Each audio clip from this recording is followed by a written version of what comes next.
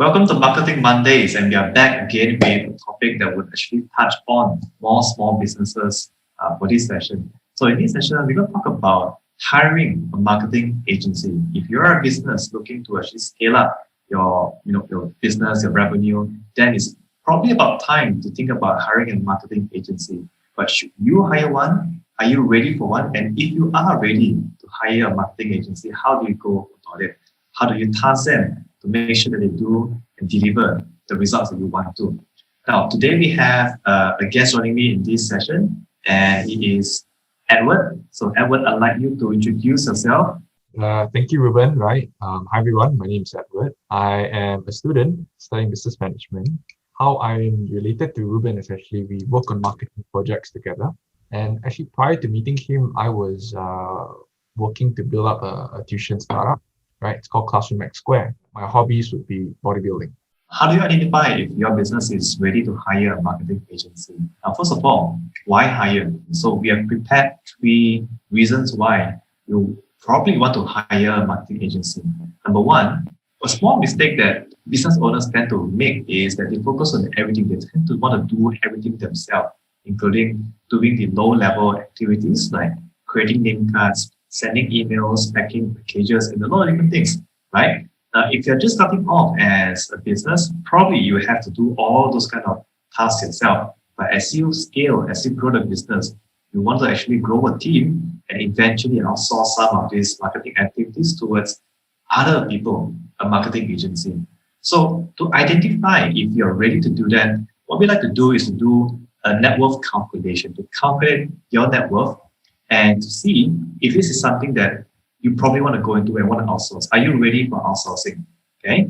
And number 3, let's talk about what can be outsourced. So if you're going to outsource to a marketing agency, what are some tasks that you should outsource and how do you focus and how do you give them a plan to basically outsource, carry out and deliver the problems and solutions for you? So here are some low-level activities. I'm not saying that they're not important, but basically these are activities that do not generate revenue.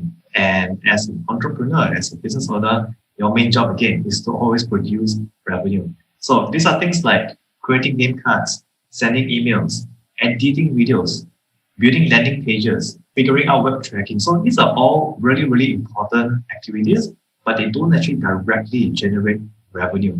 As it takes a lot of time. And therefore, these sort of activities are best outsourced to a third party or to a marketing agency. One of the ways to think about which kind of activities you should outsource, which kind of activities you should actually get someone else to do, is to do a net worth calculation of yourself, right? So here's a quick statement. Let's do this quick activity and see what's your hourly worth so we can tally, right, and see if it's worth to hire somebody else. Let's start with per week, okay? So can you give me a number, a quick number? All right, so we have 2,040 hours a week. All right, what's 2,000 divided by 40? 50. So let's just say our hourly worth is 50 per hour. With this simple equation here, we see that we are worth 50 ringgit per hour. All right, so how much is it worth to maybe reply emails? How much is replying emails is worth per hour? I don't know, 10 per hour? Or how much is editing videos worth or posting on Facebook worth? Maybe it's worth 30 bucks per hour. Now, you can begin to see when we do this quick equation that if you are worth 50 ringgit per hour, does it make sense for you to work on low-level activities such as replying emails or posting on Facebook, right? It does not make sense. Is it worth for you to spend 5 hours trying to create a creative for your Facebook post? Does not make sense, right? So as a business owner, if you are actively working on low-level activities, what actually happens is you are actually losing money on the hour. So those things are better outsourced to a marketing agency or even outsourced or delegated to a team member within your team. What do you think of this equation? I think it's a very simple calculation to determine to outsource or not to outsource, right? We're just looking at it from a revenue point of view. But certainly there's a lot more to discuss now. I think this is a very flip of the coin moment, I think I'll start implementing that as well. This is a very, very simple equation. But again, this gets still thinking about, what should you actually work on? After all of us have limited hours in a day. If You can probably work, maybe if you're really, really good, you can work maybe 12 hours a day, but you'll be burnt out, right? So that 12 hours is better used towards putting time into revenue producing activities. If you have identified that you should actually hire a marketing agency, what are the expectations that you should actually put on, right? And what does a typical agency do? Now, if you look at the typical agencies that exist, there are plenty of agencies. I want to go through some of them and tell you a little bit about what they do. A digital agency is basically an agency that takes on digital marketing. So think of any marketing that is done digitally, whether it's Facebook ads, whether it's SEO, whether it's Google ads. A digital agency's responsibility is to work on those kind of activities to help you scale up your business. A media agency is an agency that puts up things like billboards, right? They buy ad spaces, they put up ads on taxis, on Grab cars. So that's what a media agency does. They buy spots, they buy media. Then we have creative agencies, which is one of the biggest type of agencies back then in the 90s, right? Where we have the Madmen of Madison Avenue, where they create expensive videos, they come out with creative ideas for graphic design, for posters, for short films, and also advertisements. Then we have PR agencies. PR stands for public relation agencies. Now, these people who put off fires. They go and look at what's going on in the public relations world, right? How is your brand or your business being talked about in the market? And if there's any crisis, if there's any dissatisfaction, right? This is when they come in to help you put out fires. Then we have social media agencies. Now, social media agencies are very, very saturated in a way. There's a lot of them today doing it. Why do you think there are so many social media agencies around these days? I think the answer is pretty simple. It doesn't require much skill. Everybody can create a free Instagram account, a free Facebook account. Slap a few more followers and you got yourself influencer marketing already. So with social media, we all know that social media has become something quite huge for businesses, and every business wants a piece of social media. And well, it's hard to find a business without a social media presence these days. And the reason why there are so many social media agencies, from one-man agencies to full-fledged agencies, is because of the barrier. The entry barrier to do social media is so low. Technically, anybody with a laptop or computer can actually do social media management for a business. So when you're hiring someone who works in or call themselves a social media agency, you have to be a little bit careful, right? What is that special sauce or magic that this agency can actually provide for your business? We're going to move on to the next one, shopper marketing agency. So this is more specific. These sort of agencies are more specific towards the type of business. What a shopper marketing agency do is they look at in-store, physical in-store experiences. Where do they put in the labels or the banners within a store itself? How will a customer walk into a store and find his or her way around the store and look at different ads when they are in the store? How do we improve the experience? So that's what a shopper marketing agency actually do. Then we have branding agencies. Now, branding agencies, needless to say, they work on to grow your brand to the next level. That's what they do. Of course, we have something new in the market. Not really actually really new, but we see some agencies call themselves full service agencies. So full service agencies, if you guess it right, they do everything you see on screen, which sometimes can be a hit or miss because no agencies out there is actually really good at every single thing. Every agency has a forte, right? And the forte is something that they have been doing for some time or have experience on. And most of the time, you're either outsourcing two different things. You're either outsourcing a problem or you're outsourcing tasks. So let's talk about problems first.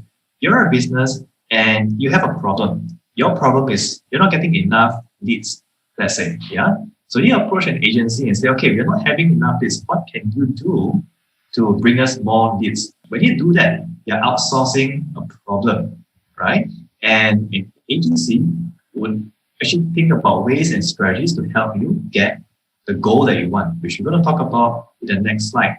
Now, if you are outsourcing a task, then it's not a problem anymore. Outsourcing a task sounds something like this. You're a small business and you're looking to actually have someone to create social media carousels every single week for you, right? And when you do that, you have already identified a solution to a problem. And that solution is to create maybe social media posts or social media carousels each week. And you only want to look for somebody to actually do it for you. Now, that in that case, you're actually outsourcing tasks.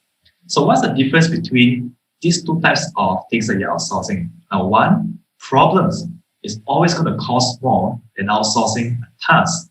That being said, outsourcing a problem to a talented agency can sometimes give you ideas that you never see from within your business, because we cannot read the label when we're inside the bottle.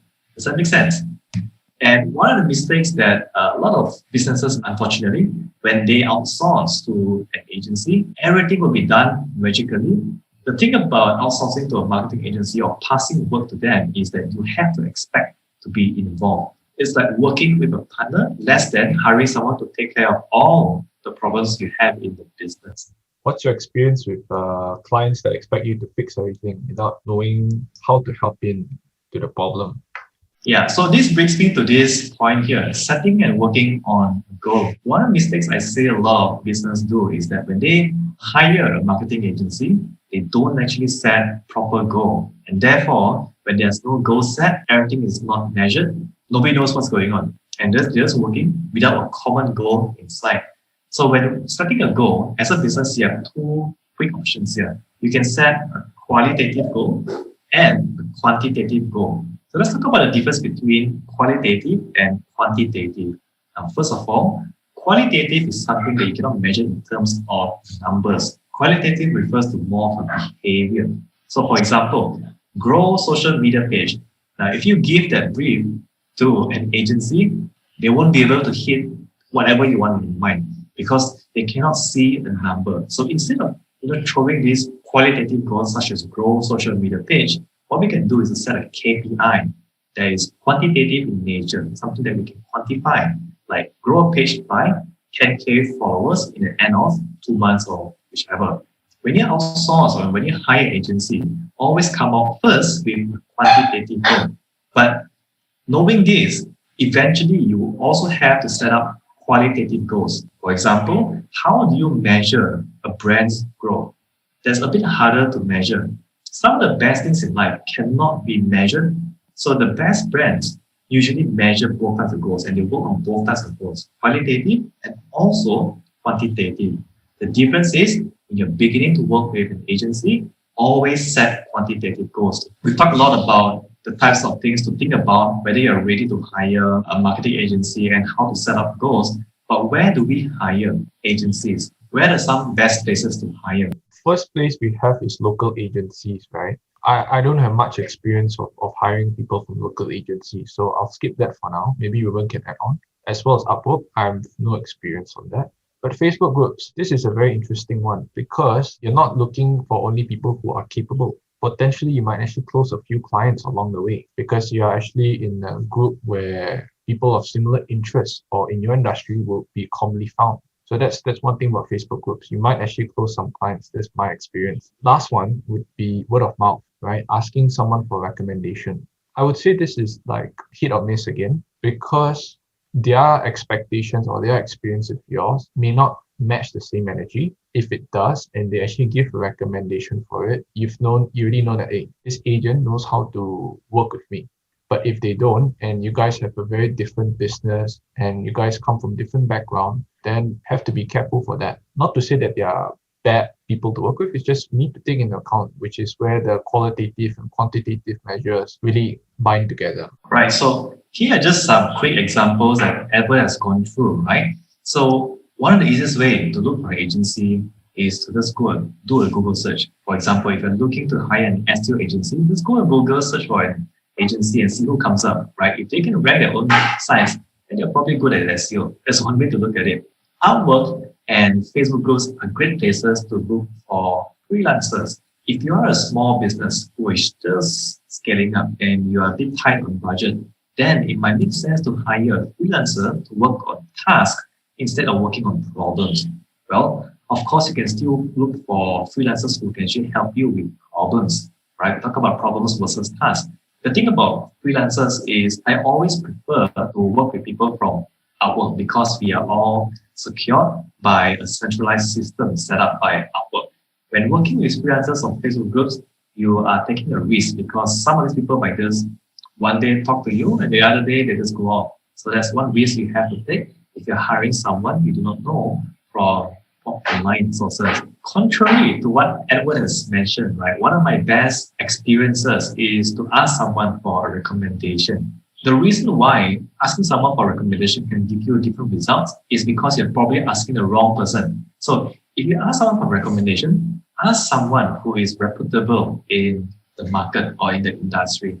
Ask someone who's the best marketer you know that can work on SEO. Now, if someone is a reputable person, you probably know another reputable person who can work on the exact task problem that you have within the business. So I always often choose to ask someone for a recommendation over going into Facebook groups, Upwork, or local agencies whenever possible. So I want to leave you on in this session with a quick thought process. How do millionaire and billionaire, their biggest assets are probably time. Time is all they have, and the time that they have and us is exactly the same. They have 24 hours in a day. We have 24 hours in a day.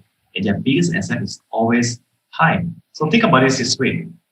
Someone like Jeff Bezos spends time checking emails, posting on social media, doing Facebook Live, checking their stats, whether people like or engage with their posts, creating proposals, creating name cards, or even building websites. These may be things he has personally worked on in the beginning of his business, but as he scaled, these are normally tasks which are outsourced or given to or delegated to marketing agencies. The ending message for you is to start thinking like a millionaire. What would a millionaire do? And would a millionaire work on things like checking emails and posting on social media? Probably not, right? Find a 20% of work within your business that will give you an 80% output rather than working on the 80% of things that gives you the 20% of output. Let us know what you think about the whole session and what you have learned best from today's session. We'll leave down the links for some of the lessons that you learned. For example, the Pareto law or principle, and you'll find links in the descriptions below. And we can't wait to hear from your comments and see you in the next upcoming Marketing Mondays. Bye for now. Hey, and welcome to this channel. My name is Ruben, Head of Marketing at Lead. On this channel, you'll find content, tips, guides, and also tutorials on data science, web development, and digital marketing. Make sure to subscribe, and we'll see you in the videos, content, and workshops, courses to come. Thanks again.